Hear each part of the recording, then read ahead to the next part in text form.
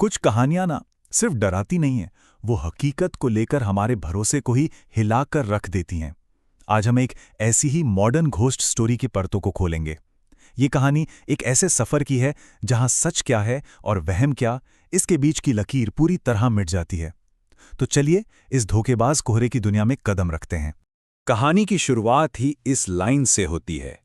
और ये सिर्फ मौसम की बात नहीं हो रही, ये एक चेतावनी है, एक ऐसे कोहरे की चेतावनी जो सिर्फ रास्तों को नहीं बल्कि हकीकत को ही निगल जाने की ताकत रखता है।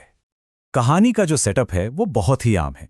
एक नॉर्मल सी रोड ट्रिप जैसी शायद हम सब ने कभी ना कभी की हो। दिल्ली से हिमाचल का एक छोटा सा सफर।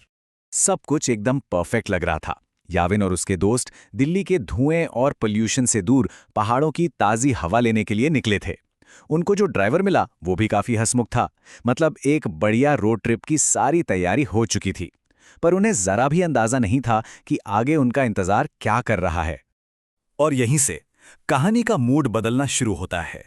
एक खुशनुमा सफर धीरे धीरे एक बेचैन कर देने वाले अनुभव में तब्दील होने वाला था।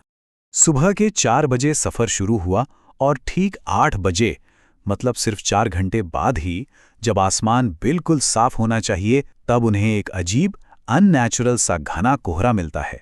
ये कोई मौसम वाली मामूली धुंध नहीं थी, ये कुछ और ही था।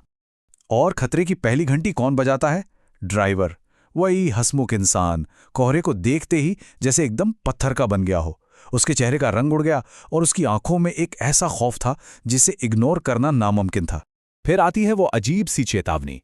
ये कोई मामूली सलाह नहीं थी, ये एक नियम था, एक कायदा, एक ऐसा नियम जिसे तोड़ना शायद उनकी किस्मत में ही लिखा था और जिसके नतीजे बहुत ही भयानक होने वाले थे।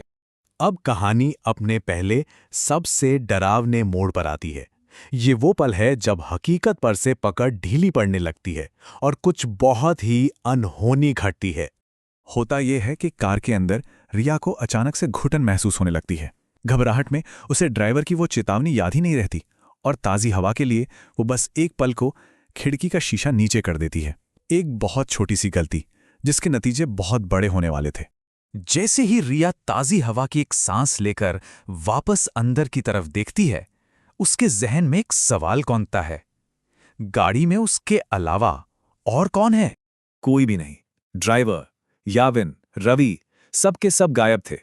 कार अपने आप चल रही थी, दरवाजे बंद थे और रिया उस चलती हुई कार में बिल्कुल अकेली फंसी हुई थी।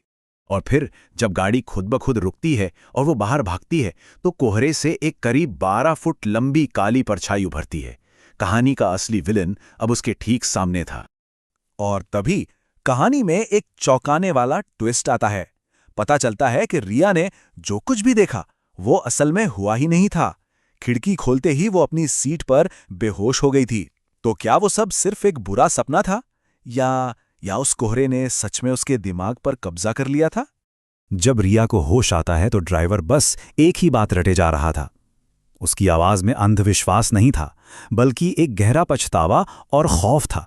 वो जानता था कि एक बहुत बड़ी गलती हो चुकी है।